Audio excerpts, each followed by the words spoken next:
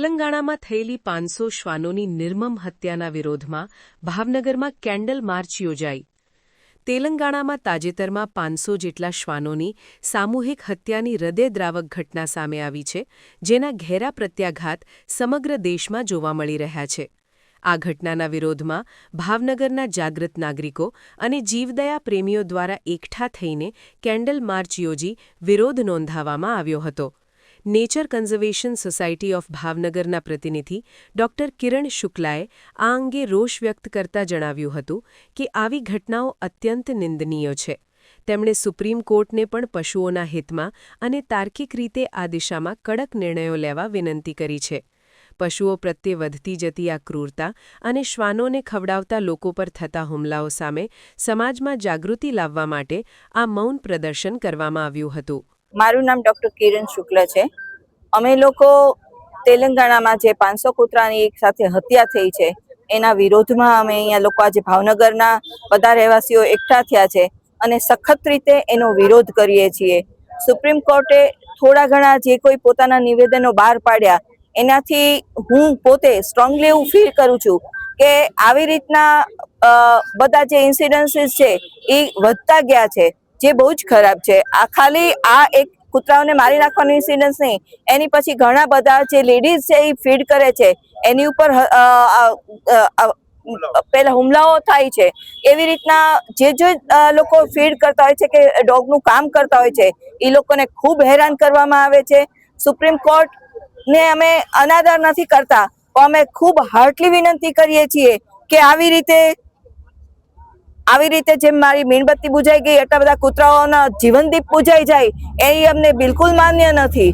અને થોડોક અમારા તરફથી વિચાર કરે, લોજિકલી, અમે નથી કહેતા તમે ઇમોશનલી વિચાર કરો, લોજિકલી જો સુપ્રીમ કોર્ટ થોડોક વિચાર કરશે તો કૂતરાના ફેવરમાં ચોક્કસ વિચાર છે જ. અત્યારે જે કરે છે એ મારી પર્સનલ એવી ઓલી છે કે ઇલોજિકલ એમનું જે ડિસિઝન છે એ છે. હું બહુ જ હાર્ટફુલી અને હું માનું છું અહીંયા બધા ભેગા થયેલા બધા એવું ઈચ્છે છે કે બહુ જ એનો સાચો નિર્ણય આવે અને ડોગની ફેવરમાં આવે.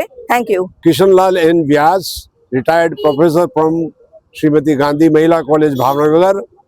અને આ જાણીને બહુ દુઃખ થયું છે અને એ જે રીતે પ્રાણીઓની ક્રૂર રીતે હત્યા કરવામાં આવી છે અને ઇલેક્શન જીતવા માટે આ પ્રકારના એક એજન્ડા હોય કે કૂતરાઓને મારો તો તમને વોટ આપીએ, એક નિંદનીય છે અને બહુ જ ખરાબ વસ્તુ છે.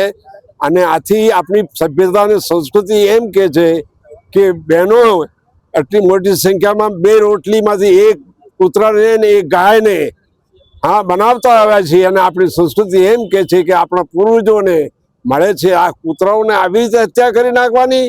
આવી રીતે કૂતરાઓ એને માટેના તો બીજા ઘણા રસ્તાઓ છે. તમારે જો એનો પ્રોટેક્શન આપો તો એને તો ઘણા બધા રસ્તા છે.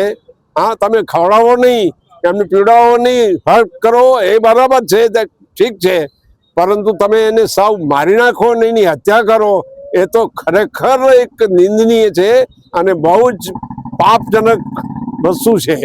એટલા માટે સૌને વિનંતી છે કે ભાવનગર સિટીઝન તરફથી એક સ્ટ્રોંગ એક મેસેજ અને એક रिजोल्यूशन मोकलना चाहिए ત્યાં कि भाई ये भावनगर की प्रजा, भावनगर गुजरात में भावनगर की प्रजा इसका सख्त विरोध करती है और इसके लिए कोर्ट तक जाने भी जरूरत पड़े तो हम तैयार हैं, लेकिन जानवरों को इस तरह से मारने के लिए छोड़ देना ये ठीक नहीं है. बहुत बहुत धन्यवाद. मेरा नाम ख्याति बदानी है. आज पूरे इंडिया में हर जगह कैंडल मार्च हो रही है. तेलंगाना में जो बेरहमी से 500 डॉग की हत्या की गई है उसके सपोर्ट, उनकी श्रद्धांजलि के लिए आज भावनगर में हम लोग रूपानी सर्कल पे इकट्ठा हुए हैं. ये सारी चीजें जो एक गवर्नमेंट का ऑर्डर हुआ है जिसकी वजह से ये चीजें बढ़ रही है, एनिमल हेट्रेड ज्यादा बढ़ रही है और उनपे क्रूअल्टी ज्यादा हो रही है.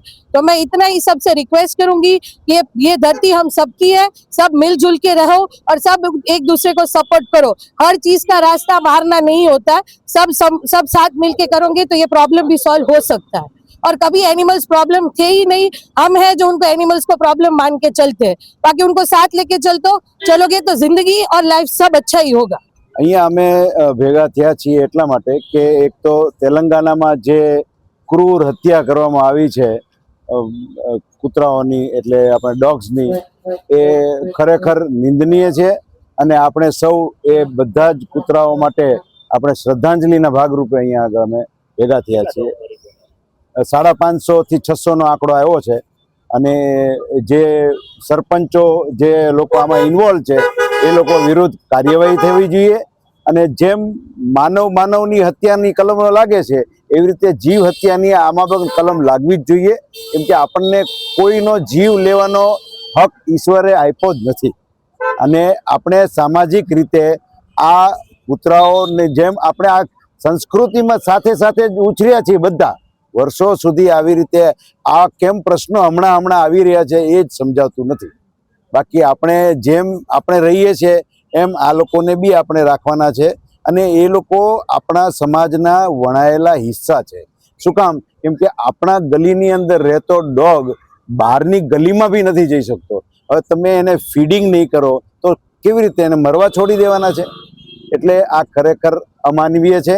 અને રહી વાત સુપ્રીમ કોર્ટની જે અત્યારે ચાલી રહી છે પિટિશન, એની બાબતમાં બી જે તે વ્યક્તિઓને ભગવાન સદબુદ્ધિ આપે અને એવો નિર્ણય આપે કે જેમાં સૌનું કલ્યાણ, સૌ એટલે આપણે ડોગ્સની વાત કરીએ છીએ, એમનું કલ્યાણ થાય.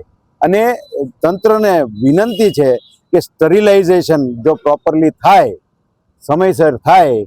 આજે જે ડોગ્સની એક ઉંમર છે 10 વર્ષની, ફોર એક્ઝામ્પલ, આજથી સ્ટરીલાઇઝેશન તમે ચાલુ કરો તો 10 વર્ષ પછી આ કૂતરાઓની સંખ્યા આમનામ જ 50% તો થઈ જ જશે.